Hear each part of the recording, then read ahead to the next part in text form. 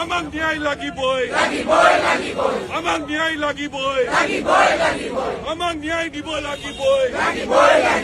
রাইজ আজি জাগি আছে অসম চৰকাৰ হুঁচিয়াৰ শ্যামকানু মহন্তক গ্ৰেপ্তাৰ কৰক শ্যামকানু মহন্তক গ্ৰেপ্তাৰ কৰক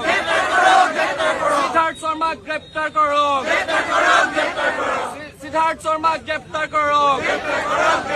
শ্যামকানু মহন্ত হুঁচিয়াৰ